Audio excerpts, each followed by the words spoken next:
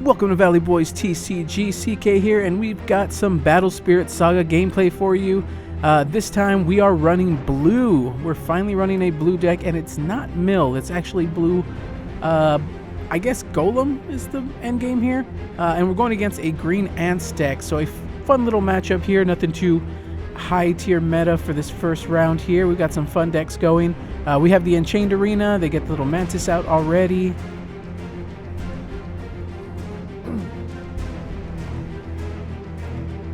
So we see turn 2, our opponent gets the Ant-Man General out, so we're getting those token spams already. And this is a very, I would say, it's kind of a tough matchup for green, honestly, or for green ants in particular, because blue has a lot of ways to deal with smaller spirits. So here we go ahead and get out the Mermaid. Lyrica lets us play out another Enchained Arena. And yeah, we're just setting a little bit of board presence. Now, Ants is typically one of those decks that goes very wide with very few cores on it. So they have a lot of spirits that can attack. But blue has a lot of ways to answer the aggro. Subito is one big one right here. Subito, definitely an MVP in this deck for this matchup. Being able to exhaust the spirit to get to the level 3 effect, which destroys something that's a 3 cost or lower, which most of this ant deck is going to be. Plus the inclusion of Floodstream in blue just eats the tokens. That it's not going to be a fun time. So here we decide to go ahead and exhaust the arena that already has cores on it, because it's already going to be treated as level 2. So during my opponent's attack step, we can use Lyrica's effect to exhaust the other one, and now we'll have double. So here we swing the Subito, it'll let us pop something, and since we did destroy something, it'll mill 3. And those arenas are also giving him a big problem, because then in order for him to attack, or rather for his spirits that cost 5 or less to attack, they'll have to pay a core. And with 2 arenas at level 2, because using Lyrica's effect during the start of his attack phase, I can tap the other one and they'll both be level 2. He's going to have to pay 2 cores per attack. So that's really going to slow down his aggression here, because he doesn't really have enough cores to really go in. He can attack once with 1. He can attack twice here potentially, but instead he decides to go with the Ant Strike back and go wider again. Keep a very wide board to go for a big aggressive turn in the future. Now he doesn't have enough cores for this, so I think this is a mistake. This is a misplay or missequence on his part, because he's realizing now that he won't be able to attack much without sacking. And oh, Lyrica's not level 2. That's the other thing, is I don't have her level 2, so he's only gonna have to pay 1 core this time around. But during our next turn, we can core her up so that we can go ahead and make both of our nexuses level 2, and that'll give us the opportunity to really slow down the aggression. So he can only attack once here without destroying another spirit, so he decides just to leave the 1 ant up, that 1 vanilla there. Now we have a few options in hand. We core up the Mermaid, so we can go ahead and Floodstream. Floodstream is so hard against him, because I mean we get rid of the 4 costs there, and then it eats all tokens, because tokens have no value, so it adds up to 0 plus 0 is still 0. And then we attack with the Subito, which will get rid of the General, and now we are basically clearing board with that 1 turn. So that is definitely an issue. He ice shields here just to stay up to 4. But he's in a bad spot now. We have his hand size is very low. He's got a few cores, but he has no reduction on board. And then we remind him about the mill from Subito for it destroying the spirit. Technically, I think he drew before he milled, but it's fine. We're not too concerned about what goes where.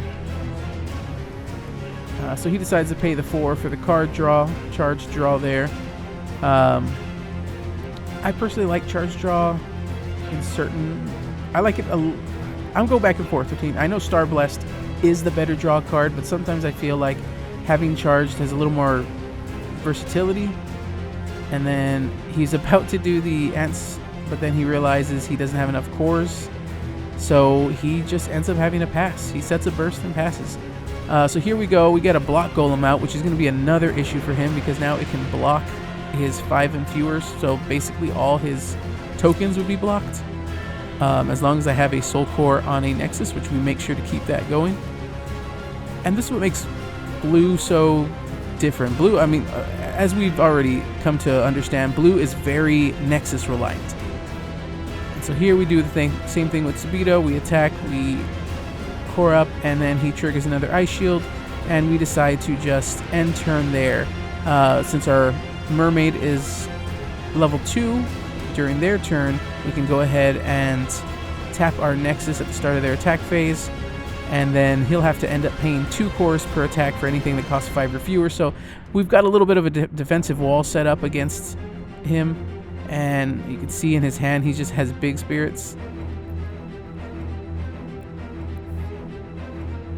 So set another burst, and here we get the Rammer Golem. Now this is where it gets kind of disgusting. The Rammer Golem Subito combo. So Rammer Golem deletes a 4-cost or less when a Nexus is exhausted, and Subito exhausts when he attacks. So essentially deleting a 4-cost and a 3-cost when Subito attacks is such a...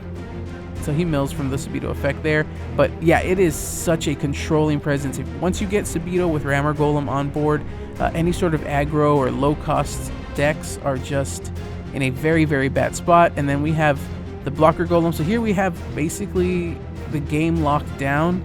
We're going to mill, trigger there.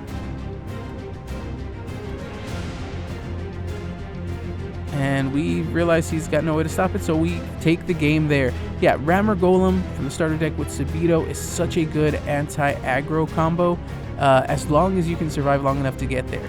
The best setup to do if you're playing blue in this kind of deck would be to get the Block Golem out early so you can fend off the aggro, and then try to build up to that Subito with Rammer Golem combo. So here we see we get the Lighthouse out, and he just plays a Nexus of his own. And now,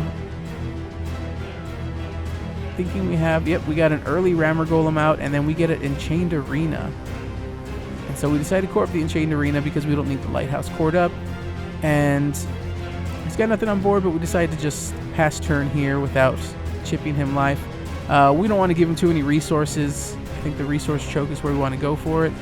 He gets the Worker Ant-Man out, which is going to be good core ramping for him. Gets a core. And we decide not to block. No flash. And he passes turn there. And you see we have a Beldegor in hand. Yep, Beldegor comes in handy. Ties in nicely with the Subito and the Mermaid. So our Seafae and Golem deck actually flows pretty well together, and they trigger Beldegor since they're 4 and 5s. We do have Allegro, but honestly Subito has become my favorite from this recent run with this deck. And Yojimbo comes back. It's a pretty beefy vanilla, has something to block with.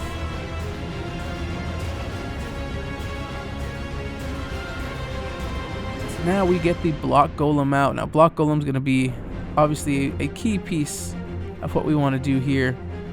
Keeps the aggression down. We set a burst, and then we go ahead. Yeah, we'll go ahead and chip with the Beldegor. He doesn't have a burst set, so we could potentially try to just chip him a bit all the way through because Block Golem will be able to block. But we decide not to, just because we don't want to lose any spirits to Yojimbo yet. I want to keep Rammer Golem out to hopefully draw into that Subito soon. Once we get Subito out, again, Subito, Rammer Golem, beautiful, beautiful combo, especially because you see that a lot of his deck is 4-cost or less. So Rammer Golem deals with the 4-cost, while Subito deals with 3-cost or less.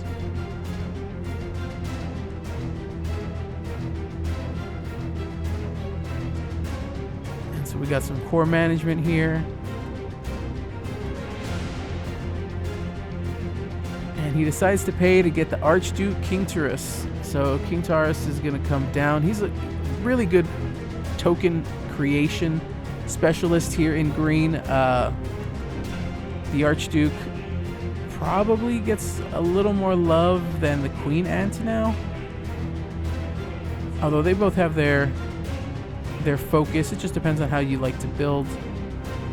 And yep, we have Floodstream. Floodstream is the worst thing for him now.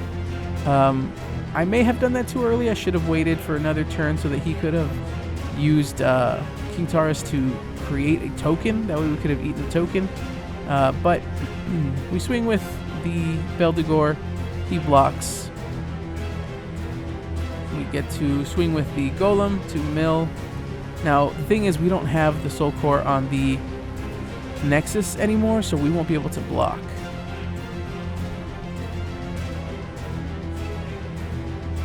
And then he goes ahead and blocks our Golem. Luckily, Golem was still big enough to survive that. And that just ends our turn. So here we're a little wide open, but we do have a Nexus. I'm sorry, we do have a Burst set. So hopefully that Burst is an Ice Shield in case he goes surprisingly wide here. But you see his hand is very, very small. So he just stays cored up.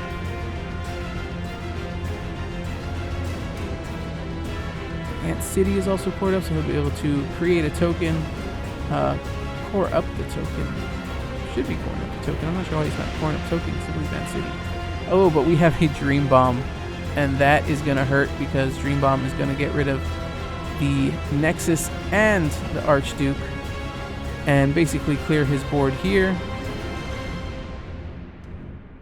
And yeah, it's a very bad matchup for green. And here we see it, we get the Subito on board. So now we can go ahead and just control board here. Subito, Rammer Golem, that's all we need to get us going. We set another burst. And yep, swing with Subito, tap, and that'll blow up two things. And then he flashes the Ice Shield from hand. He should still take the point of damage though. But then I remind him during the attack step he cannot flash from hand because of the Lighthouse effect. So then he reveals that he has one set in burst anyway. So I guess he was trying to do the fake out that he didn't have it in burst.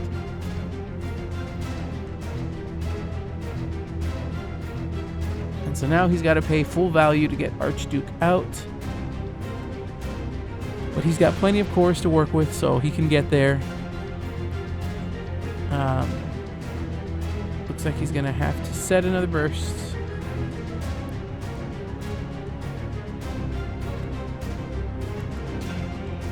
And then he just passes. Which, you know, it's a fair thing because then it slows me down from pushing because what do I want? What can I afford to lose at this point? What do I want to lose? Is really what it comes down to. But we pay 4 to get a Star Blessed draw. And then we just pass turn. I think we want to get one more Spirit on board to make sure that we have the aggression or the field presence to get blocked once and then go all the way through. Of course, there's always the threat of Thorn Prison, things like that. He plays the Ant Strike back here. That magic is just comes up so much. So good value to get the, but it's just a bad matchup in this setup just because, I mean, I'm going to attack with Subito and blow up both tokens. One from Subito and one from the Rammer Golem. And then we get a second Subito on board. So that is basically gonna end it here. We can swing with Subito, tap one. Subito will blow up one token. Rammer Golem will blow up another token.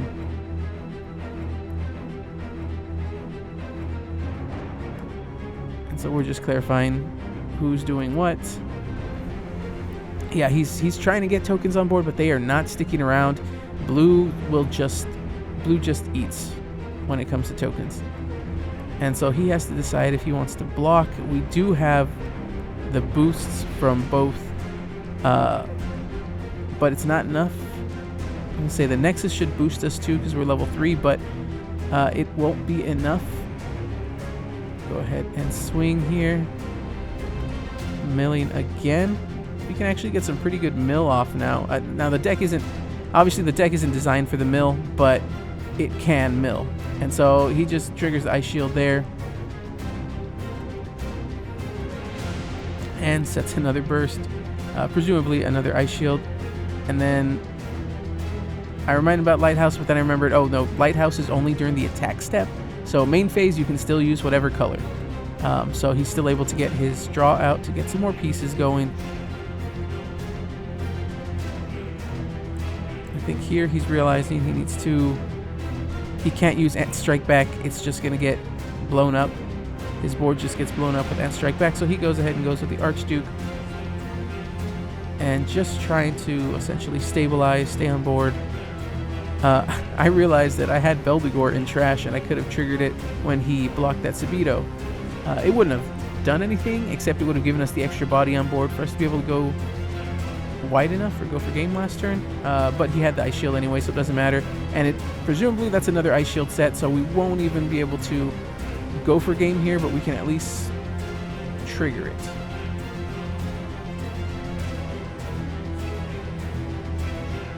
So it looks like we finally have the big Golem in hand. If we want to go for the big play, we want to get the big one out. But we go with a strong draw, get some pieces. We're going to toss a Golem and toss a Constructor.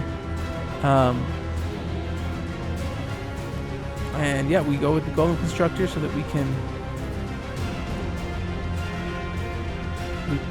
move cores over. We're going to pop the Enchained Arena, so that way Enchained Arena, when destroyed, we gain a core. And I know not a lot of people like the Golem Constructor, but she works well with Enchained Arena, and then we have ways to bring those Nexuses back from the trash via Rock Golem. So we attack with the Golem token. He blocks it. And then he flashes here Thorn Prison, which we go ahead and exhaust the spirits that we don't want to lose, are basically our defensive spirits. So now we're... Oh, but we decided to keep the block Golem up.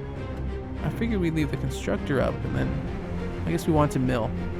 Potentially mill him out. And... do we swing with the Subito? He's still trying to figure out if he's going to block it or not. And yep, triggers yet another Ice Shield, and is just going to pay from the Archduke. That's cored up enough. We just shortcut that one. So yeah, he's hurting for cores here. Gets an Ant-Man General, which will spawn him a token. So he's finally got some pieces to get a little aggressive. Thing is, the block Golem can kind of handle the General, and then here, start of the attack phase, I can tap Subito. I can use Subito's effect to tap my Nexus, which will trigger Rammer Golem to just either pop the General, or I can pop the token already. So here he spawns another token, and I should have popped one of those small spirits, and I didn't with the Rammer Golem effect. But it doesn't matter because we have Floodstream already, so that's already going to just ruin his game plan right there and get him back down to the Archdukes only. Blue is just a very anti-aggro or anti-low spirit deck. So Ants is struggling here to keep tokens on board.